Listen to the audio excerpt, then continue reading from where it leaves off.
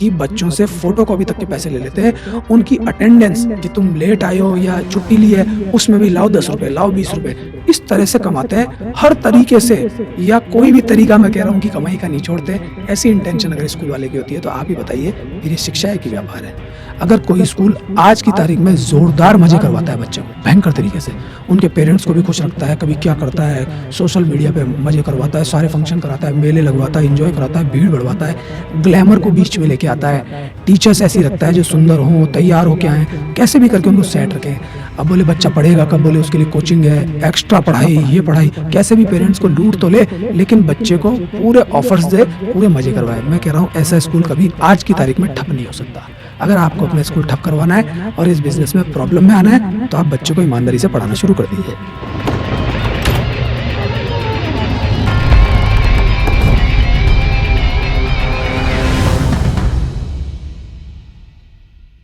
नमस्कार, मैं हूं मनीषा सैनी और स्वागत करती हूं आपका आज के पॉडकास्ट में।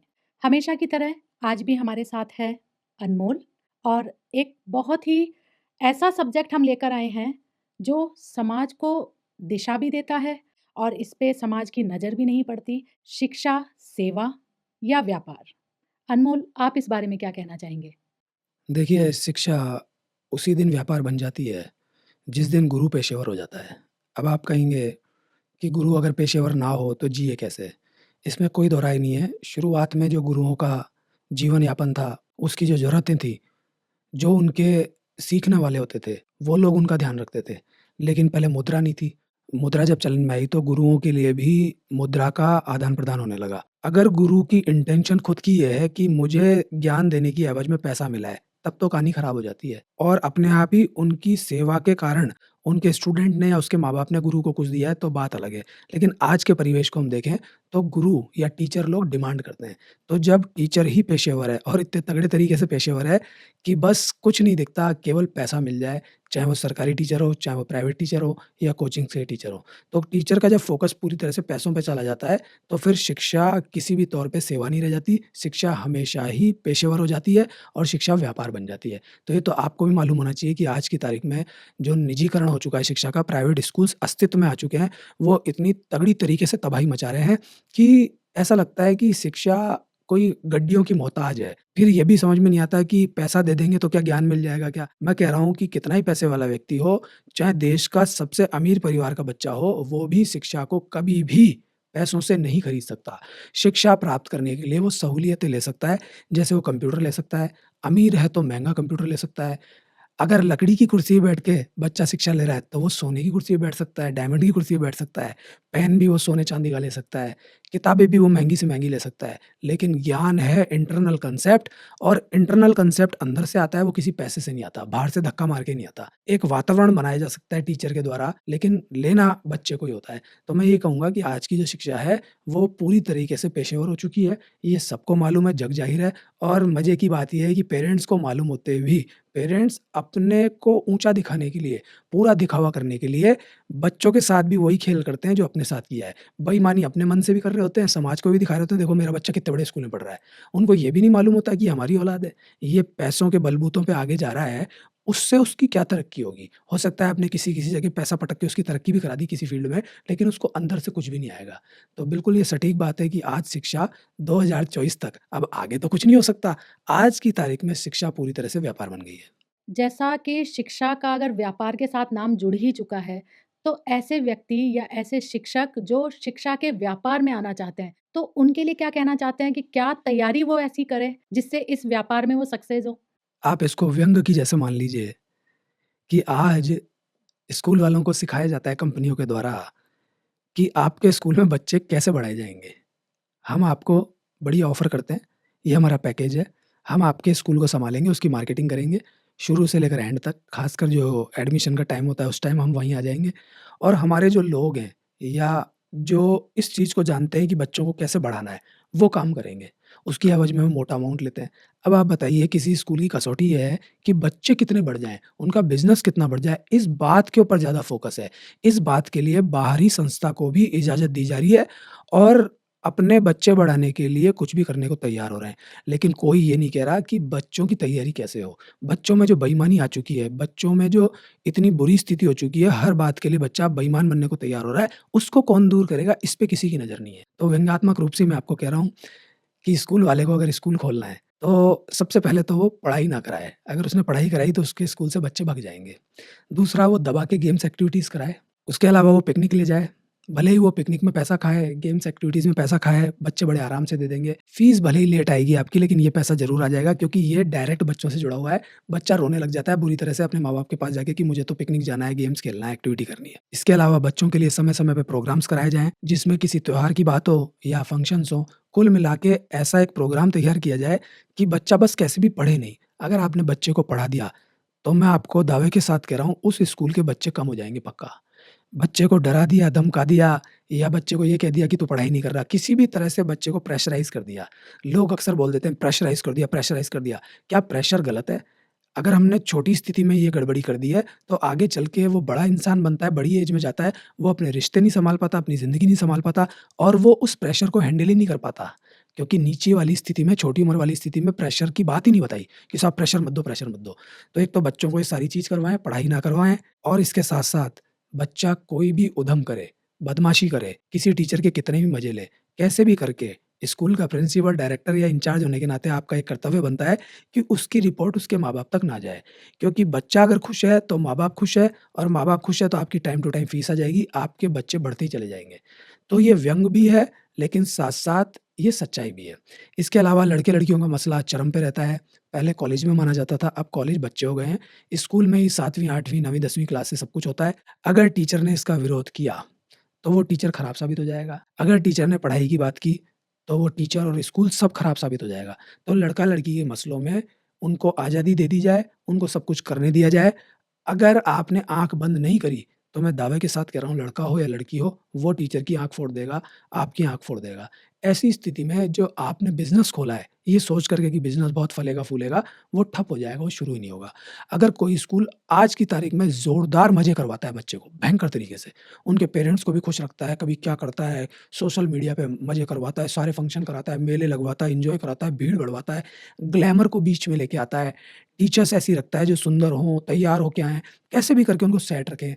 अब बोले बच्चा पढ़ेगा कब, बोले उसके लिए कोचिंग है, एक्स्ट्रा पढ़ाई, ये पढ़ाई, कैसे भी पेरेंट्स को लूट तो ले, लेकिन बच्चे को पूरे ऑफर्स दे, पूरे मज़े करवाए। मैं कह रहा हूँ ऐसा स्कूल कभी आज की तारीख में ठप नहीं हो सकता। अगर आपको अपना स्कूल ठप करवाना है और इस बिज़नेस में प्रॉब्लम में आना है, तो आप बच्चों को ईमानदारी से पढ़ाना शुरू कर दीजिए। तो आपके अनुसार शिक्षा को व्यापार से जोड़ना सही है या गलत?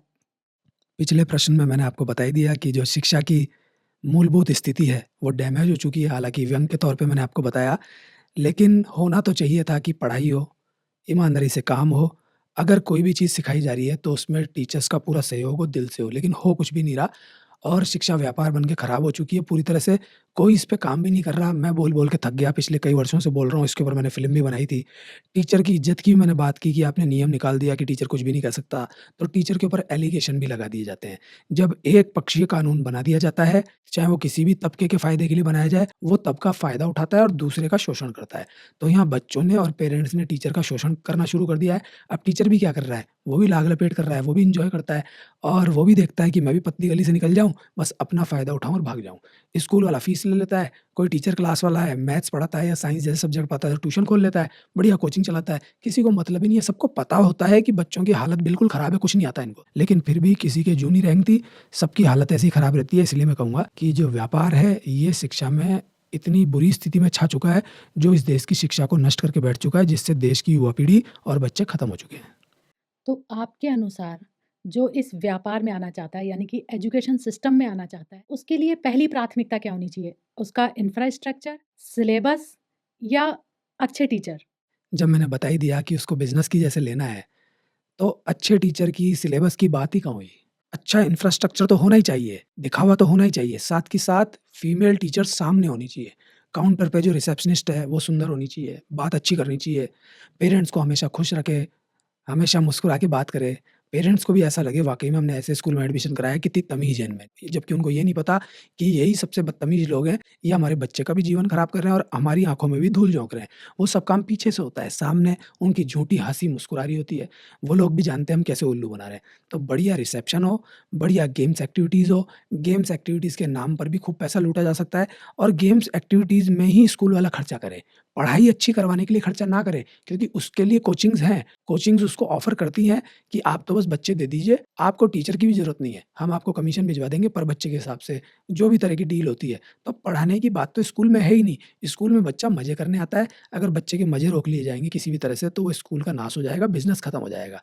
इसलिए स्कूल की चकाचौंध पे खर्चा करे डायरेक्टर, जो भी स्कूल चला रहा है। अब चकाचौंध टीचर्स के तौर पे भी हो सकती है।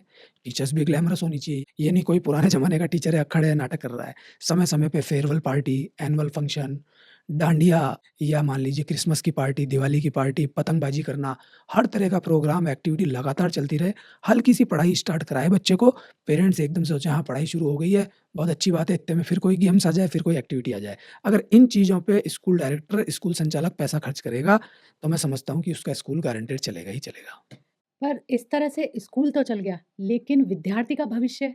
मेरे व्यंग सब कुछ कह रहे हैं, आपको मालूम नहीं चल रहा कि मैं इतने साल से ये बात कह रहा हूँ, मेरी आवाज़ पता नहीं कहाँ तक पहुँचती है, नहीं पहुँचती है। लोग अक्सर बोलते हैं कि आपकी आवाज़ जाती क्यों नहीं है? जाएगी कहाँ से? लोगों ने तो सोच ही लिया है, सब जगह चाहे नेता हो, चाहे पेरेंट्स हों या नियम बनाने वाले लोग हों या बच्चे हों, सबको मज़े ही मारने हैं, किसी को काम ही नहीं करना। इसीलिए तो मैं आपसे कह रहा हूँ कि जो नीचे की जो स्थिति हुई है बच्चों की, वो ये हो गई है, बच्चे कामचोर हो चुके हैं। अगर आप किसी भी स्कूल के टीचर से ईमानदारी से पूछेंगे तो होते हैं 1-2 टीचर ईमानदार, वो साफ बता देंगे कि अंदर से बच्चे को कुछ भी नहीं आता। ना बच्चा गेम्स का है, ना एक्टिविटीज़ का है, ना पढ़ाई का है। और जो बच्चे गेम्स एक्टिविटीज़ में आगे निकल जाते हैं, पेरेंट्स ताल ठोक के बोलते हैं कि हमारा बच्चा उस स्कूल में था इसलिए गेम्स एक्टिविटीज़ में आगे निकल गया। मैं कह रहा हूँ वो पहले से ही उसमें पारंगत होता है। स्कूल से कोई नहीं सीखता। कभी-कभी इक्का-दुक्का केस होता है जिसको एक्सपोज़र मिलता है, लेकिन इक्का-दुक्का केस के लिए आप पूरी पढ़ाई को नष्ट करके पूरी तरह से गेम्स एक्टिविटीज़ की तरफ नहीं आ सकते। तो इसलिए बच्चों की हालत तो खराब होती है जो आपने कहा और होती रहेगी, लेकिन इस पे काम कोई करता ही नहीं ना। मैं निरंतर बोलता रहूँगा, पहले भी मैंने बोला है, इसके ऊपर फ़िल्म भी बनाई है और आगे भी हमेशा बोलता रहूँगा। तो आपके अनुसार वर्तमान जो शिक्षा व्यवस्था है या स्कूल की जो व्यवस्था है, उसमें क्या बदलाव होने चाहिए? बदलाव तब होना जब गाड़ी गैराज में हो। अब गाड़ी निकल चुकी है, इतनी दूर जा चुकी है कि वापस आना बहुत मुश्किल है। क्योंकि जब ऐसा नियम आ गया कि बच्चा खाली कॉपी छोड़ दे, फिर भी उसको फ़ेल नहीं किया जाएगा, कम से कम 9th क्लास तक। तो आप मुझे बताइए बच्चा पढ़ के क्यों पास होगा? सब कुछ डैमेज हो चुका। जब ये कह दिया गया कि क्लास में बच्चा कुछ भी कर ले, लेकिन टीचर उसका बाल-बाका नहीं कर सकता, टीचर उसको डाँट नहीं सकता, मारना तो बहुत दूर की बात है, टीचर उसको पनिश नहीं कर सकता, यहाँ तक कि उसको कुछ ऐसे शब्द नहीं कह सकता जिससे वो मानसिक पीड़ित हो जाए। तो कौन तय करेगा कि वो मानसिक पीड़ित हो रहा है, मारा है, पीटा है? क्या फ़ैसला होगा? कौन करेगा? क्योंकि जज भी बच्चा है, वकील भी बच्चा है, मुजरिम भी बच्चा है। ऐसा मुजरिम बच्चा दिखने में मुजरिम होता है, लेकिन मुजरिम बना देता है वो टीचर को। तो व्यवस्थाएँ अब सही नहीं हो सकती। जब कसौटी इतनी ढीली कर दी है कि कॉपी आराम से चेक हो रही है, सबको पास करो, गुणवत्ता पे तो ध्यान नहीं दिया जा रहा और क्वांटिटी बढ़ती जा रही है। इसी तरह से अगर रहा, तो चीज़ें सही नहीं होंगी। मेरी राय कुछ भी हो, लेकिन समाज की हालत खराब हो चुकी है। मैं फिर कहूँगा कि गाड़ी गैरेज में होती तो समझ में आता, अब गाड़ी बहुत आगे निकल चुकी है। समस्या तो ज्यों की त्यों बनी हुई है। इस समस्या का समाधान भी जैसे आपने कहा कि गाड़ी निकल चुकी है, समस्या का समाधान नहीं हो सकता। फिर भी एक ऐसा रास्ता या समाज में कोई बदलाव या कोई इंफ्रास्ट्रक्चर में ऐसा बदलाव हो जिसकी वजह से विद्यार्थी भी फ़ायदे में रहे और स्कूल संचालक भी फ़ायदे में रहे। तो इस बारे में आप क्या कहना चाहेंगे? हमेशा बदलाव अच्छे नहीं होते। जो-जो चीज़ें बदल के नुकसान हुआ है, उन चीज़ों को वापस लाना चाहिए। जैसे अगर मैंने कहा कि सांसारिक दुनिया में तो परीक्षाओं की अहमियत है, तो उन परीक्षाओं को लाना चाहिए सामने और ईमानदारी से करानी चाहिए। वाक़ई में बच्चों को फ़ेल करना चाहिए। अब मैं कह रहा हूँ अगर पहले की जैसे चेकिंग हो जाए, सिलेबस पुराना आ जाए तो 50% छोड़िए 80% से ज़्यादा बच्चे आज फ़ेल हो जाएँगे। तो बच्चे जब फ़ेल होंगे तो अपने आप उनको दिक्कत आएगी। ऐसे बच्चों को कम से कम पढ़ाई के फ़ील्ड में तो आपको आगे एक्सपोज़र नहीं देना चाहिए डिग्रियों के रूप में। ऐसे बच्चों के लिए बहुत सारी चीज़ें हैं। ऐसा बच्चा गेम्स में आगे हो सकता है, ऐसा बच्चा किसी और चीज़ में एक्टिविटीज़ में आगे हो सकता है या कला के क्षेत्र में आगे हो सकता है, कंप्यूटर में आगे हो सकता है, उसमें कीजिए। लेकिन पढ़ाई की कसौटी उन बच्चों के लिए रखिए जो वाक़ई में एलिजिबल हैं। इसमें क्या होता है कि बहुत सारा कचरा इकट्ठा हो जाता है, तो रियल जो लोग हैं वो सामने भी नहीं आ पाते। बहुत सारे लोग एग्ज़ाम देते हैं, किसी परीक्षा की इतनी भीड़ है, क्या मतलब है? इनसे व्यवस्थाएँ बिगड़ती हैं। कुछ लोग ये बोलते हैं कि नहीं जिनका सिलेक्शन होना है वो तो क्रीम है वो तो थोड़े से लोग हैं, उनका तो वैसे भी हो जाएगा। अरे तो जब उनका सिलेक्शन ही होना है तो वैसे ही हो जाने दो ना। ये जो लोग बर्बाद हो रहे हैं उन चक्करों में कि हम भी पढ़ने वाले हैं, हम भी सेलेक्ट हो सकते हैं बड़ी-बड़ी नौकरियों में, वो तो कम से कम बर्बाद नहीं होंगे ना, क्योंकि उनकी संख्या इतनी ज़्यादा है। तो ये जो चेकिंग वाला सिस्टम है ये वापस से चालू होना चाहिए कि ईमानदारी से चेकिंग हो, बच्चों को फेल भी किया जाए। और दूसरा ये नाटक बंद कर देना चाहिए कि बच्चा मानसिक पीड़ित हो रहा है, बच्चे के साथ ये क्या हो रहा है, बच्चा क्या कर लेगा, न्यूज़ बना दी जाती है और न्यूज़ चैनल्स को स्कूल का बाप बना दिया गया, नेताओं को स्कूल का बाप बना दिया गया। कोई भी दौड़ा-छूट आ जाता है और स्कूल वालों पे, टीचर्स पे हावी हो जाता है। तो स्कूल वालों को एक अलग अथॉरिटी देनी चाहिए, आखिर वो गुरु हैं, समाज निर्माता हैं, वो सबसे ऊँचाई पे होने चाहिए। लोग बोलते हैं कि न्यायालय सबसे ऊँचा होता है, क्या न्यायालय में भ्रष्टाचार नहीं होता? वहाँ पे भी होता है। तो इसी प्रकार स्कूल में भी कई टीचर्स गड़बड़ होते हैं, कई स्कूल संचालक गड़बड़ होते हैं, उसके चक्कर में पूरा एजुकेशन सिस्टम खराब कर देना ठीक नहीं है। वापस से कॉपी चेकिंग की व्यवस्था राइट होनी चाहिए, परीक्षाएँ ईमानदारी की कसौटी पे लानी चाहिए और बच्चों को टीचर के द्वारा थोड़ा-सा डाँटना या समझाना या कभी-कभी मारना भी वापस से चालू करवाना चाहिए, जिससे कि रियल में बच्चों में विकास आए। मैं कह रहा हूँ आएगा, गारंटेड आएगा। लेकिन आज की स्थिति ये है कि बच्चा टीचर का बाप बना बैठा है। तो अनमोल जी, अब हम ये जानना चाहेंगे कि जो आजकल के वर्तमान समय में स्कूल हैं, उनकी एक मोनोपोली है बुक्स को लेके, यूनिफ़ॉर्म को लेके। आपका नज़रिया क्या है इस बारे में? देखिए, जब इंसान की इंटेंशन गड़बड़ हो ना, तो वो किसी भी फ़ील्ड में वो गड़बड़ करेगा ही। चाहे वो पुलिस वाला हो, चाहे वो डॉक्टर हो, चाहे वो इंजीनियर हो, चाहे वो टीचर हो, किसी भी फ़ील्ड में हो वो गड़बड़ करेगा। तो जहाँ स्कूल वाले की इंटेंशन सिर्फ़ कमाना हो जाती है, तो फिर ये मोनोपोली वाली बात उसके ऊपर भी लागू होती है। वो किताबों में भी कमीशन खाएगा और कोशिश करेगा किताबें ऐसी लगाए जिसमें उसको ज़्यादा कमीशन मिले। वो यूनिफ़ॉर्म में भी मोटा कमीशन खाएगा। मैं मानता हूँ किताबों की व्यवस्था, यूनिफ़ॉर्म की व्यवस्था स्कूल वाला करना चाहिए, क्योंकि ये संभव भी नहीं है। पता चले कि प्राइवेट स्कूल में एक बच्चा इस दुकान से किताबें ले रहा है, एक उससे, तो ये तो सब डिस्टर्बिंग सिस्टम हो जाएगा। एक यूनिफ़ॉर्म इस दुकान से ली जा रही है, एक उससे और कपड़ा मैच नहीं कर रहा, कभी-कभी कपड़े के रंग की टोन अलग-अलग होती है। ऐसी स्थिति में उनका सिस्टम बिगड़ जाता है। तो मैं यहाँ तो समझता हूँ कि ये ज़रूरी है कि वहीं से ले लेनी चाहिए, लेकिन जो मार्जिन है, वो पेरेंट्स को भी पता है। वो कि वही चीज़ आपको बाहर मिलेगी ₹10 की और उसके लिए जा रहे हैं ₹50, तो 4-4 5-5 गुना उनके रेट्स लगा दिए जाते हैं। तो ये मोनोपोली वाली बात वहाँ गलत साबित हो जाती है। मैं कह रहा हूँ कि गवर्नमेंट बुक्स हैं, लगा सकता है कोई भी स्कूल वाला, बहुत अच्छी है, क्योंकि एनसीईआरटी की बुक्स आपको आगे तक की परीक्षाओं में काम आएगी। यूपीएससी की एग्ज़ाम भी आप देते हैं, उस तक में भी आपको 6th से लेकर कोर्स करना होता है, लेकिन हमारे सामने से वो किताबें हटा कर के अलग-अलग पब्लिशर्स की मिक्स कर करा के थोड़ा इधर से ले लिया और एनसीईआरटी का ऐड कर दिया, या पता नहीं उनके खुद के अपने विचार होते होंगे, क्या होते होंगे, वो भी लिखते हैं, उसका भी डालते हैं, सब कुछ करके उसको बड़ा कर दिया जाता है कि साहब ये स्पेशल है, इससे बच्चे ज़्यादा सीखेंगे, ये खेल-खेल में ये सब।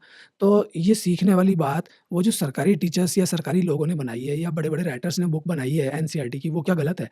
लेकिन जान के अपनी बुक्स निकाली जाती हैं। उनके जो पेज हैं वो स्पेशल कर दिए जाते हैं, उनका जो ऊपर का कवर है, गत्ता है, वो स्पेशल कर दिया जाता है, उसके प्रभाव में आ जाते हैं। वो स्पेशल तो थोड़ी मात्रा में किया जाता है, लेकिन पैसे ले लिए जाते हैं 4-5 गुना। तो मेरे अकॉर्डिंग इंटेंशन प्रॉब्लम है। आप लागू कुछ भी करें, आपके पास में सब कुछ अधिकार है, क्योंकि आप प्राइवेट स्कूल वाले हैं। आप जो चाहेंगे वही होगा। आप मोनोपोली की यूनिफ़ॉर्म और बुक्स में बात करेंगे, मैं कह रहा हूँ कैंटीन तक में भी मोनोपोली होती है। एक समोसा आप बाहर खाएँगे वो ₹10 का आएगा, पता चला स्कूल में खा रहे हैं तो वो ₹30 का है। जैसे सिनेमा में हम खाते हैं, तो पता चलता है कि ये जो पॉपकॉर्न है, ये तो घर में ₹10 में बन जाएँगे पूरे मिला के, आराम से बटर-वटर डाल के। लेकिन वही सिनेमा में खा रहे हैं तो ₹200, ₹250, ₹300। तो ये कैसे होता है? तो मोनोपोली के कारण इतना पैसा लगाया जा रहा है। तो इंटेंशन वहाँ गड़बड़ है ना, इंटेंशन सीधे लूटने की है। आप कहीं पे भी लूटिए, लेकिन एजुकेशन में भी लूटने की इंटेंशन है, तो फिर ये जो लुटेरा व्यक्ति होता है, ये बच्चों के साथ इंसाफ नहीं कर सकता, बच्चों को पढ़ा नहीं सकता। ऐसा स्कूल डायरेक्टर, ऐसा प्रिंसिपल या ऐसी संस्था हमेशा ही गड़बड़ रहेगी। ऐसी मोनोपोली वाले स्कूल में अपने बच्चों को नहीं पढ़ाना चाहिए, लेकिन मैं कहता हूँ इसमें भी पेरेंट्स का दोष है, वो भी दिखावे के अड्डे में आ जाते हैं, फिर उनकी मनमानी जो ख्वाहिशें हैं, वो पूरी करते हैं। संस्था का आपने ज़िक्र किया, तो कई ऐसे स्कूल भी हैं जो संस्थाएँ चला रही हैं। कहने को तो वो नो प्रॉफ़िट नो लॉस पे चलती है। इसमें हमने देखा है कि कई हमारे बड़े-बड़े भामाशाह हैं, जो इन संस्थाओं को दान करते हैं, उनके इंफ्रास्ट्रक्चर को सुधारने के लिए या स्टूडेंट्स के लिए। तो क्या ये दान सही है या इसका सही सदुपयोग हो पाता है? फिर से मैं कहूँगा कि सब कुछ इंटेंशन पे होता है। आपने कहा कि इतना पैसा उनका आता है, जाता है। तो इंटेंशन अगर गलत है, तो उस पैसे का दुरुपयोग होगा। कोई धार्मिक कार्यों में अपना पैसा दे रहा है, लेकिन लेने वाला कितना ईमानदार है? मैं कह रहा हूँ देने वाला भी कई बार बेईमान हो जाता है। वो दे कर के उनसे कई काम करवा लेता है। तो यहाँ पे इंटेंशन सेवा की होनी चाहिए। अगर देने वाले की इंटेंशन सेवा की है, तो ऐसा दान दिया हुआ या ऐसी सेवा की हुई बहुत अच्छी है। और लेने वाले की इंटेंशन गड़बड़ है तो वो अपना घर पहले भरेगा, स्कूल में या संस्था में बाद में लगाएगा। ऐसे बहुत सारे स्कूल्स हैं, कॉलेजेज़ हैं, आप कह रहे हैं कि नो प्रॉफिट नो लॉस पे वो चलते हैं। मैं कह रहा हूँ खूब प्रॉफिट होता है, उनको लॉस नहीं होता, बाकी किसी को भी हो। इसलिए कई जो संस्था वाले स्कूल हैं, वो आज के टाइम पे डाउन स्थिति में हो गए हैं, पहले वाली उनमें बात नहीं रही है। अब उनमें बड़े आराम से एडमिशन हो जाता है, फर्जीवाड़ा चल जाता है और वो स्कूल फल-फूल रहे हैं जो बिल्कुल एक बिज़नेस के तौर पे, बिज़नेस मॉडल के तौर पे सामने लाए जाते हैं। उसमें फिर अंधाधुंध फीस लो। मिडल क्लास फैमिली का बच्चा या उसके पेरेंट्स भी उनके अड्डे में आके फँस जाते हैं कि यार इतने बड़े लोग भी पढ़ा रहे हैं, हमारा बच्चा भी बहुत आगे जाएगा। उनके कोई फ़र्क नहीं पड़ेगा, उनका बच्चा बिज़नेस करेगा, आपका बर्बाद हो जाएगा। तो मैं कहूँगा कि इंटेंशन वहाँ पे रॉन्ग है। अगर इंटेंशन सही है, तो सेवा ली हुई कोई दिक्कत वाली बात नहीं है। देने वाले की भी और लेने वाले की भी। शिक्षा जगत में भी मैंने देखा है कि बहुत ज़्यादा कमीशनखोरी हो रही है। इस बारे में आप क्या कहना चाहेंगे? बिल्कुल होती है। एक तो मैंने यही बता दिया, बुक्स में होती है, दबा के होती है, यूनिफ़ॉर्म में होती है, कैंटीन के समोसे और कैंटीन की पैटीज़ तक में हो जाती है। इससे खतरनाक चीज़ को मैं आपको बताना चाहूँगा कि स्कूल की जो प्रिंसिपल है या स्कूल का प्रिंसिपल है या स्कूल का वो व्यक्ति जो प्राइवेट स्कूल के डायरेक्टर से जुड़ा हुआ है, वो ऐसी कमीशनखोरी करता है कि बाहर से जितने भी काम आ रहे हैं, अब स्कूल का डायरेक्टर सारे काम खुद नहीं करता। वो तो मालिक है, वो अपनी कार में बैठता है, आता है, पैसे गिनता है, चले जाता है। वहाँ पर वो उसको सेट रखते हैं। आदमी कैसे सेट रखेगा कि हाँ, मैं तो आपका शुभचिंतक हूँ, आपका फैमिली मेंबर हूँ और इतना खुश करके रखेगा कि उनकी नज़र में ये दिखाएगा कि मैं तो कभी बेईमानी कर ही नहीं सकता। लेकिन वो आगे सब चीज़ सेट करके रखेगा, उनसे पैसा खा जाएगा। जान के यहाँ ज़्यादा रेट बताएगा। अब आप बोलेंगे किस बात की रेट? कई तरह की चीज़ें हैं। फ़ोटोकॉपी तक में भी खा जाते हैं कि स्कूल के पेपर छप के आ रहे हैं, उसमें पैसा। कई चीज़ें आती हैं स्कूल में, कोई एक चीज़ थोड़ी ना होती है। स्टेशनरी इतना बड़ा चैप्टर है, फंक्शन्स होते हैं, पढ़ाई की बातें होती हैं, टीचर्स की यूनिफ़ॉर्म होती है, बहुत चीज़ें होती हैं। तो कमीशनखोरी वहाँ पे भी होती है। कमीशनखोरी हर जगह है और कमीशनखोरी का खेल इंसान की जब जीभ पे लग जाता है, तो उसको मूल तनख्वाह प्यारी नहीं होती, उसको वो कमीशनखोरी लगती है। फीमेल अगर प्रिंसिपल है या फीमेल इंचार्ज है, तो वो डायरेक्टर को दूसरे तरीकों से सहलाती रहेगी। हो सकता है उसके साथ रिलेशन में आ जाए और आ जाए और वो उसको भी उल्लू बनाती है, बाहर से कमीशन खा जाती है। तो ऐसी चीज़ें भी प्राइवेट स्कूल्स में सामने आती हैं। आपने बिल्कुल ठीक कहा कि कमीशनखोरी प्राइवेट स्कूल के तल पे होती है। मैं कहता हूँ छोटी से छोटी चीज़, कैंटीन के समोसे से लेकर के यूनिफ़ॉर्म तक, बड़े से बड़े काम तक या स्कूल की बिल्डिंग के अंदर कोई टूट-फूट हो रही है या बिल्डिंग बनानी है, कुछ भी बनानी है, उसमें भी कमीशनखोरी होती है। जितना बड़ा काम है, उतना मोटा मुनाफ़ा स्कूल के इंचार्ज या प्रिंसिपल तक के द्वारा भी खा लिया जाता है।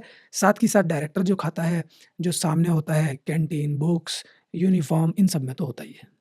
इसका मतलब तो ये हुआ कि ये सीधे-सीधे व्यापार भी है और ऐसा व्यापार है, जैसे कहते हैं ना सफ़ेदपोश व्यापार, इसमें कोई दाग नहीं है और पैसा बहुत है। बिल्कुल। तो व्यापार भी करना है, पैसा भी कमाना है क्योंकि डायरेक्टर को टीचर्स की तनख्वाह भी निकालनी है।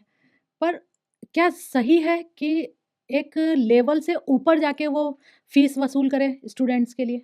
देखिए सही तो कुछ भी नहीं है, लेकिन मछली को फँसाने के लिए काँटे के अंदर आटा लगाना पड़ता है या उसके मन की चीज़ लगानी पड़ती है कि मछली आएगी, उसको खाने की कोशिश करेगी और फँस जाएगी। तो स्कूल डायरेक्टर्स जब ये जानते हैं कि ये बिज़नेस है, तो वो पेरेंट्स को चिपकाने का हुनर जानते हैं, बच्चों को आकर्षित करने का हुनर जानते हैं। बस वो हुनर में वो सफल हो जाते हैं, तो फिर वो मनमाँगी फ़ीस भी लेते हैं और एन्जॉय करते हैं। इसमें गलती सबसे बड़ी पेरेंट्स की है, जनरली इसमें स्कूल वालों की गलती बोली जाती है। पेरेंट्स को ये चाहिए कि ऐसा स्कूल ढूँढें जिसका मार्जिन कम हो। जैसे मान लीजिए स्कूल की इनकम ₹100 हो रही है, लेकिन उसका लग ₹80 रहा है, उसको तब भी बच रहा है। लेकिन जनरली स्कूल वाले सोचते हैं कि डबल-तिबल से ज़्यादा मुनाफ़ा हो, वहाँ पर गलत है। मुनाफ़े की एक लिमिट तो होनी चाहिए ना, ये तो हर बिज़नेस में होनी चाहिए। अगर मुनाफ़ा बहुत ज़्यादा आ रहा है, तो ज़रूर कमाने वाले की इंटेंशन में खोट है और यहाँ पे स्कूल वालों की इंटेंशन में खोट होता है। फिर वो केवल स्कूल की फ़ीस से नहीं, सब तरह के फंक्शन्स, एक्टिविटीज़ सब में पैसा लगा-लगा कर कमाते हैं। यहाँ तक कि बच्चों से फ़ोटोकॉपी तक के पैसे ले लेते हैं। उनकी अटेंडेंस कि तुम लेट आए हो या छुट्टी ली है, उसमें भी लाओ ₹10 लाओ ₹20 इस तरह से कमाते हैं। हर तरीके से या कोई भी तरीका मैं कह रहा हूँ कि कमाई का नहीं छोड़ते। ऐसी इंटेंशन अगर स्कूल वाले की होती है तो आप ही बताइए फिर ये शिक्षा है कि व्यापार है? ये तो सीधे तौर पे फिर व्यापार ही हुआ और जब व्यापार की ही बात चली और शिक्षा के क्षेत्र में चली है, तो कोचिंग संस्थाएँ हम कैसे छोड़ सकते हैं? एक समय था जब कॉम्पिटिशन की तैयारी करते थे, वही स्टूडेंट कोचिंग में जाते थे। लेकिन अब तो छोटे-छोटे बच्चे कोचिंग करते हैं। आपने बिल्कुल सही कहा। एक ज़माना था जब कोचिंग और ट्यूशन जाना गलत माना जाता था। पेरेंट्स भी सोचते थे कि यार मेरा बच्चा कोचिंग ट्यूशन जाएगा, ये कोई कमज़ोर है क्या? तो कमज़ोरी के हिसाब से देखा जाता था। आज ये स्थिति हो गई है कि अगर बच्चा मना भी कर दे ना किसी कारण से कि मुझे ट्यूशन नहीं जाना, कोचिंग नहीं जाना, पेरेंट्स कम से कम बोर्ड क्लास में तो धक्का मार के उसको भेजते हैं, उसको जलील करते हैं। अब ये सिस्टम आया कहाँ से? जब चीज़ एक तरफ जाती है, पेशेवर होने की तरफ जाती है, तो मैं आपको कहूँगा उसकी व्यवस्था अपने आप कर ली जाती है। इसमें ज़्यादा बड़ी भूमिका फिर कोचिंग वाले भी निभाने लगते हैं। इस तरह का प्रचार करते हैं, प्रसार करते हैं कि मछली कैसे भी करके काँटे में आ ही जाए। तो एक ऐसा सिस्टम दिखाया जाता है, प्रचार किया जाता है, पैम्पलेट्स बाँटे जाते हैं, होर्डिंग्स लगाए जाते हैं कि ये जो बच्चा इतना बड़ा आदमी हुआ है, ये हमारी कोचिंग के कारण हुआ है। तो ये जो कल्चर है, बड़ी-बड़ी कोचिंगों के द्वारा जो कि बड़े एग्ज़ाम की तैयारी कराते थे यानी ऐज वाइज़ बड़े, चाहे वो नीट की परीक्षा हो, चाहे आईआईटी की हो, आईएएस की हो, वो ही अब 10th और 12th पे कूद चुके, क्योंकि सबको ज़्यादा से ज़्यादा चाहिए। भई चाहिए वाली स्थिति बढ़ती चली जाती है, ऐसा तो है नहीं कि उनको हवस होगी। फिर उसके बाद बोले कि नींव कमज़ोर होती है बच्चे की, 10th-12th छोड़ो, अब तो हमको 8th-9th भी चाहिए। उसके बाद वो 7th, 8th, 9th, 6th, 5th पता नहीं छोटी-छोटी क्लास में पहुँच गए। फिर घर-घर के टीचर्स कि स्कूल की तनख्वाह से कुछ नहीं हो रहा, ज़रूरत बना दी जाती है, उस बच्चे को जाना ही पड़ता है। होमवर्क उसकी माँ करा नहीं रही है, माँ लगी हुई है मोबाइलों के अंदर एन्जॉय कर रही है, खाना उससे बनता नहीं है, घर पे पड़ी हुई है, मस्ती कर रही है। ऐसी माँ बच्चों को कहाँ से पढ़ाएगी? खूब टाइम होता है माँओं के पास, लेकिन जान के नौटंकी की जाती है और ये दर्शाया जाता है कि जो सबसे बड़ा बिज़नेसमैन है ना, हम तो उससे भी ज़्यादा बिज़ी हैं। आप घर में जाइए और हाउसवाइफ़ से पूछिए कि आपको काम क्या है? तो वो बोलेंगी, "तुम करके देखो, हमारे पास तो टाइम ही नहीं है 1% भी।" और जब पूछेंगे काम क्या है? तो काम समझ में नहीं आता क्योंकि खाना बनाना कोई सुबह से रात तक तो चलता नहीं है। ज़रूर उनके टाइम मैनेजमेंट में कोई कमी है। मैं कह रहा हूँ उनका काम बिल्कुल सही है, खाना बनाएँ, अच्छा करती हैं, सब मान लिया। लेकिन अपने बच्चों को अगर थोड़ा टाइम देंगी, तो उनको ट्यूशन वाली के पास नहीं भेजना पड़ेगा। ये एक कल्चर बना दिया गया है कि कोई बच्चा ट्यूशन नहीं जाता बस्ते लटका के, तो वो अच्छा बच्चा नहीं होता, उसके माँ-बाप गड़बड़ होते हैं। जब बच्चा 1-2 बजे तक स्कूल से थक के आया है, उसके बाद उसने ढंग से खाना नहीं खाया, ढंग से सोया नहीं, वो बच्चा फिर 3-4 बजे ट्यूशन वाली मैडम के पास चला जाता है और ट्यूशन वाली मैडम उसके पापा को इतनी बढ़िया तरीके से सेट रखती हैं कि वो सालों-साल चलता जाता है। पापा आते हैं, छोड़ के जाते हैं, मुस्कुरा देती हैं बढ़िया। आपको मालूम होना चाहिए कि अंदर की स्थिति ये है कि वो ट्यूशन वाली मैडम उस बच्चे की मम्मी से भी ज़्यादा बुरी हालत में है क्योंकि वो भी अपने घर में लड़ाई कर रही है। वो बच्चे को कैसे-तैसे होमवर्क करा देती है। उन ट्यूशन वाली मैडमों का भी घर इस स्टाइल से चलता है कि वो स्कूल की बुराइयाँ करती हैं। देखो, ये कमी निकाल दी, देखो वो कमी निकाल दी। अब कमी तो हर जगह निकल सकती है, कमी तो घर में ही है। लेकिन ये छोटी-छोटी बातें निकाल दी जाती हैं जिसके कारण ट्यूशन वाली मैडम का घर चलता रहता है। बाकी काम उसके पापा से बातचीत हो जाती है। तो एक ऐसा सिनेरियो बन चुका है कि छोटा-सा बच्चा भी ट्यूशन जाएगा, वही बड़ा कहलाएगा। जबकि मैं आपको दावे के साथ कह सकता हूँ, जितने बच्चे सेलेक्ट होते हैं या बोर्ड क्लासेस में भी रियल में जो टॉप करते हैं, फर्जीवाड़े चीटिंग से नहीं या किसी भी क्लास में या दुनिया की किसी भी चीज़ में आगे बढ़ते हैं, वो ईमानदारी से, सच्चाई से तैयारी करने वाले ही बढ़ते हैं, अगर ईमानदारी से उनका सब कुछ चेक हुआ है तो।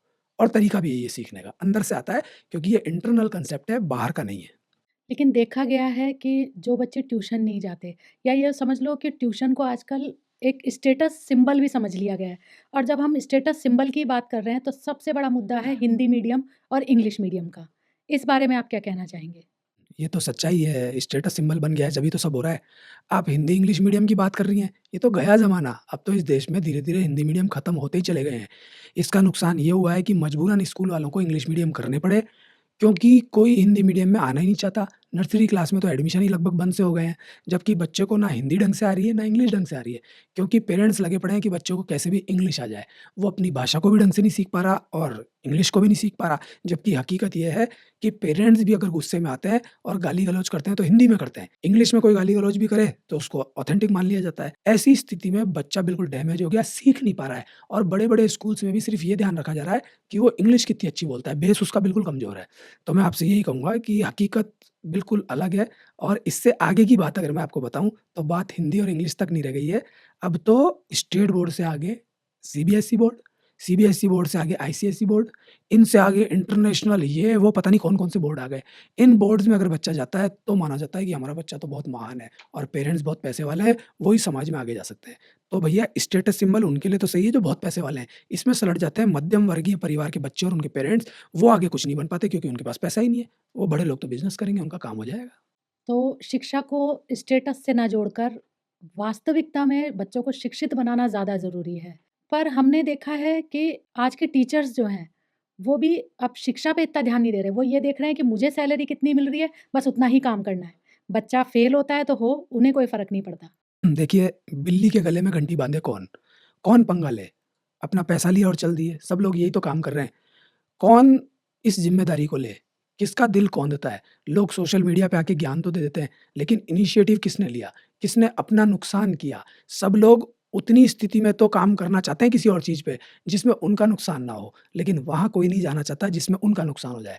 जिस दिन स्कूल वाला ये सोच लेगा कि मेरे कितने भी बच्चे कम हो जाएँ, लेकिन मैं ईमानदारी से पढ़ाऊँगा और ये लाग-लपेट दिखावा नहीं करूँगा, ये एक्टिविटी, गेम्स इनको प्राथमिकता ना देके रियल पढ़ाई करवाऊँगा। और जिस दिन टीचर भी ये सोच ले कि मैं ईमानदारी से पढ़ाई कराऊँगा, ट्यूशनखोरी से मेरा मतलब नहीं है, मेरे को जो तनख्वाह मिल रही है मैं उसमें काम करूँगा, अगर मुझे मेरा जीवन यापन करने के लिए एक्स्ट्रा कमाना है तो मैं दूसरे फील्ड में कमाऊँगा 1 बजे बाद, 2 बजे बाद। अगर ये चीज़ें टीचर और स्कूल मालिक सोच ले, समझ ले, दिल से मान ले, मैं कहता हूँ एजुकेशन सिस्टम में बहुत सही हो जाएगा सब कुछ और टीचर्स की स्थितियाँ भी सही हो जाएँगी, स्कूल डायरेक्टर्स और प्रिंसिपल की स्थितियाँ भी सही हो जाएँगी। तो आपके अनुसार जो अभी जो स्ट्रक्चर चल रहा है शिक्षा का या स्कूल का, उसमें क्या बदलाव होना चाहिए? देखिए, मैंने कहा कि अब सब कुछ बहुत आगे निकल चुका है, किसी व्यक्ति को तो इनिशिएटिव लेना पड़ेगा। अगर मैं इनिशिएटिव लेता हूँ खुद, तो मेरा कितने लोग सपोर्ट करेंगे? इसलिए नहीं करेंगे क्योंकि उनकी दाल-रोटी चली जाती है। मैं कहता हूँ दाल-रोटी नहीं, उनका सब कुछ चला जाता है, क्योंकि वो दाल-रोटी के लिए तो काम भी नहीं कर रहे। मैंने फ़िल्में बनाई एजुकेशन पे कि एजुकेशन में ये अच्छा होना चाहिए, लेकिन उन फ़िल्मों को ताली बजा कर के एप्रिशिएट किया। खूब बोला कैमरों के आगे टीचर्स ने कि वाह! क्या चीज़ बनाई है। सब कुछ किया, सबने पसंद किया, बच्चों ने भी किया, लेकिन फिर उसके ऊपर काम कितना हुआ? किसने सपोर्ट किया, किसने सहयोग किया और किसने उसको सही विचारधारा में ला कर के काम करने की स्थिति बनाई। सिर्फ़ बातें होती हैं, कुछ होता नहीं है। ये तो हर व्यक्ति को अपने लेवल पे करना चाहिए और पूरी चीज़ कभी सही नहीं होती। बूँद सही होती है तो समुद्र सही होता है। छोटे-छोटे पॉकेट्स में सही किया जा सकता है। अगर मेरी बातें सुन के कोई एक टीचर सही होता है, कोई एक स्कूल डायरेक्टर सही होता है, तो बात बन जाएगी। तो छोटे पॉकेट्स में काम किया जाए, एकदम से ये ना सोचा जाए कि पूरे देश का एजुकेशन सिस्टम सही हो जाएगा। वैसे समाज में कई ऐसे टीचर्स हैं जो आज भी अपनी वैल्यूज़ पे काम कर रहे हैं और बहुत बड़े-बड़े नाम भी हैं, आपने भी सुने होंगे। उसके बाद भी बदलाव नहीं आ पा रहा है, इसका क्या कारण है? देखिए, आपने बिल्कुल सही कहा। मैंने भी बहुत नाम सुने हैं और उनको देखा भी, एप्रिशिएट भी किया है। ठीक वही बात हो गई पॉकेट वाली। अंदर-अंदर बहुत टैलेंटेड लोग तैयार हो रहे हैं। ऐसे लोग अपने विद्यार्थियों को तैयार करते हैं और होते रहेंगे। तो जैसा गुरु वैसा चेला। ऐसे टीचर्स समाज में छोटे-छोटे पॉकेट्स में बच्चे तैयार कर रहे हैं। चाहे स्पोर्ट्स टीचर हो, चाहे वो किसी गेम से संबंधित हो, देश के लिए खेलने की बात हो या स्कूल्स की बात हो या सरकारी एग्ज़ाम्स की बात हो, ऐसे टीचर्स मौजूद हैं। लेकिन कोई भी चीज़ पूरी तरीके से सही नहीं हो सकती। एक फ़िल्म आप देखने गए हैं, तो फ़िल्म में ज़रूरी नहीं है कि सारे सीन्स आपको पसंद आएँ। मैं कहता हूँ कि जो टीचर्स काम कर रहे हैं, उनकी संख्या बढ़े धीरे-धीरे। जैसे नाटक करने वालों की संख्या बढ़ चुकी है, बेईमानी करने वाले, भ्रष्टाचार करने वाले बढ़ चुके हैं। ऐसे उन टीचर्स की जिनकी बात आपने की, उनकी संख्या अगर बढ़ जाए, तो फिर बात बन जाए। तो उनकी संख्या बढ़ाने के लिए ही मैं भी प्रयास करता हूँ, अपनी बात रखता हूँ। कोई माने नहीं माने, ये उसकी अथॉरिटी है। ऐसे टीचर्स को आगे बढ़ाने के लिए सरकार का क्या योगदान होना चाहिए? देखिए, सरकार में भी लोग ही बैठे हुए हैं। सरकार कोशिश तो करती है, लेकिन उसका क्रियान्वयन नहीं होता। किसी भी तरह का एजुकेशन सिस्टम आता है, उसमें बहुत अच्छी बातें भी होती हैं, लेकिन वो लागू ही नहीं होता। जब वो ढंग से लागू नहीं हो रहा, तो फिर बात ही खत्म हो गई। आपने किसी व्यक्ति को सिखा दिया कि गियर ऐसे लगाना, क्लच ऐसे दबाना, ब्रेक ऐसे लगाना, स्टीयरिंग ये है, चाबी ऐसे घुमाना। वो ट्रैक पे जाता ही नहीं है, वो रोड पे जाता ही नहीं है, तो कैसे वो चीज़ क्रियान्वयन में आएगी? कैसे पता चलेगा कि इसमें त्रुटियाँ हैं या क्या है? क्रियान्वयन में आता भी है, तो अपने हिसाब से उसको लगाते हैं। उसमें भी वो अपना ही फ़ायदा चाहते हैं। तो सरकार क्या करेगी? सरकार में बैठे लोग भी तो सही होने चाहिए ना। जो टीचर्स आपने बताए, जो तगड़े हैं, ईमानदार हैं, सच्चे हैं, उनका स्टूडेंट अगर नेता बने, तो वो स्टूडेंट ऐसा काम करेगा, लेकिन वो भी छोटे-छोटे पॉकेट में कर सकता है।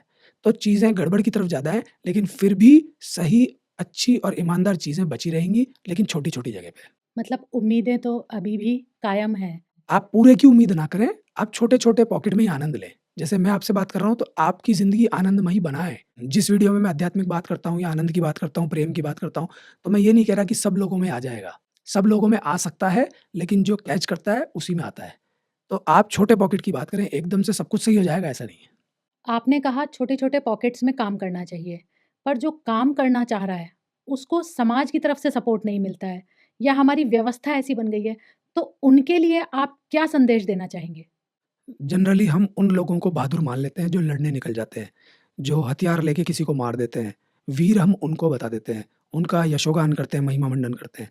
मैं ये नहीं कह रहा कि मैं वीर हूँ, लेकिन मैंने भी तो हिम्मत की ना। मैं सारी वो बातें बोल रहा हूँ और तगड़े तरीके से बोल रहा हूँ, बिल्कुल भी इसमें चाशनी तक नहीं लगा रहा दिखावे की, सच को वैसा की वैसा रख रहा हूँ, इसलिए विरोध भी होता है।